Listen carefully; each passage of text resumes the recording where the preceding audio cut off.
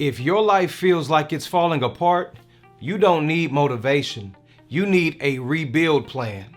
Some of you are trying to hold your life together with vibes and feelings, and it's not working. You've got broken places in life you're dealing with. You've got broken habits, broken money, broken relationships, broken peace of mind, and you keep doing what most people do. You ignore it until it gets loud. Then you try to fix it with a big burst of energy, and a week later you're right back where you started because you're treating a rebuild like it's a mood.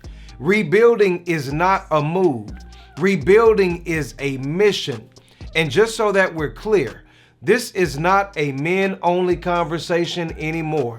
The dungeon started with men in mind because men needed structure. I know I do. But if you're a woman who wants clarity, discipline, and peace you can keep, you are in the right place. If you're new to the channel, my name is Gerald, and I'm glad that you're here. Today is not a class to feel good. Today is a blueprint. Here's a lie that so many people buy into. Time will fix it. No, it won't. Time does not fix what you refuse to face. Time just makes the consequences more expensive. Here's another lie. I'll rebuild when I feel ready. Ready is a feeling, but rebuilding is a decision. Here's the truth. God often gives you a burden before he gives you a breakthrough. And you see it in Nehemiah. Nehemiah gets the report. The wall of Jerusalem is broken down and its gates are burned with fire. Nehemiah 1:3. And watch his response. He didn't shrug. He didn't blow it off. He sat down and wept, mourned, fasted, and prayed.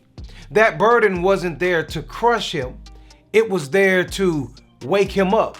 Now I'm going to walk you through the rebuilding process step by step, because this isn't magic, it's mechanics. Watch the first thing that Nehemiah did. Nehemiah faced reality. He didn't call it a rough season. He called it what it was. He called it a broken wall, burned gates, and exposure. That's what a broken wall is in your life. It's the area you keep calling fine, but it's wide open. Your spending has no wall. Your schedule has no wall. Your mouth has no wall. Your boundaries have no wall. Your discipline has no wall. And if there's no wall, anything can get in. That's why you keep starting over. Here's the next thing he did. He prayed and fasted. And in Nehemiah 1:5-11, he doesn't just say, God help. He confesses. He remembers God's promises. He asks for mercy. He asks for direction, because some of you keep trying to rebuild externally while you're still collapsing internally.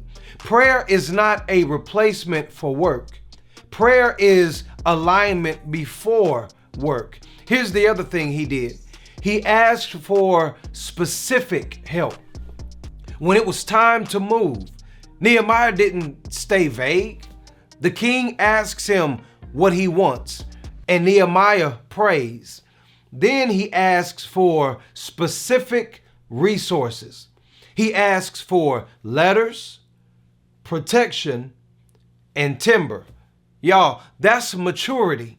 General prayers lead to general living, but rebuilds require specifics. If you need to rebuild your finances, you don't just pray, help me save. No, you make a plan, a number, a date, a system. Watch this. Then he inspected the damage. Before he announced the vision, Nehemiah arrives, waits, then goes out by night to examine the walls. This is the part that so many people skip. They announce change before they assess reality. That's why they quit. You cannot rebuild what you have not inspected. Some of you need a quiet inspection season. Not a new me speech, but a clipboard season. Your patterns are not a mystery. They're just uncomfortable to admit. I love what he does next because he built with people, and he built with people in sections. After inspection, Nehemiah tells them, "You see the distress that we are in?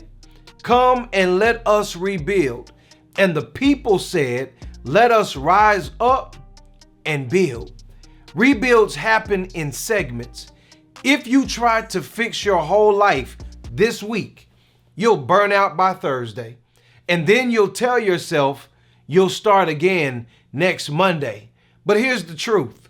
That Monday that you're talking about will never come. You rebuild one section, then another, and watch it, you rebuild with builders, not spectators. Here's the last thing he did. He dealt with opposition without stopping the work. They mocked them. They threatened them. And Nehemiah's response, what did he do? They prayed, they set a watch, and they kept building. And later it says the builders worked with tools and also stayed ready. Here's the modern day version. You rebuild while life is still lifing. You rebuild while you're tired. You rebuild while you're busy. While people don't understand your new standards. Rebuilding is hard by definition. That's why most people never do it. Here's the dungeon standard for today. You don't rebuild with motivation. You rebuild with structure. Now let's make it practical. Here's your 7-day rebuild challenge. 1 wall, 1 week. Day 1, name the wall. I want you to write 1 sentence. My broken wall is, and then you name it and you own it. Day 2, inspect the damage. List the top 5 patterns that proves it's broken. Day 3, choose your section. Pick 1 small section you can rebuild in 7 days. Day 4, set the boundary. Write the rule like it's a contract. I do blank every day for 7 days. Watch it. No exceptions, no excuses. Day 5, remove 1 weak point. Make success easier. Day 6, add accountability. Tell 1 builder, not a spectator, tell 1 builder. Day 7, review and expand, then add 1 more section next week. That's how rebuilds actually happen. Not by emotion, but by engineering. Let me say this plainly. If your life is broken, you don't need to be ashamed, but you do need to be responsible. God can absolutely restore you, but Nehemiah shows us restoration still requires rebuilding. Start with 1 wall, 1 section, 1 week, rebuild it. Welcome to the dungeon. If you got value from the video, please like it and share it with someone else. Remember, the dungeon is for everybody. I'll see you in the next one.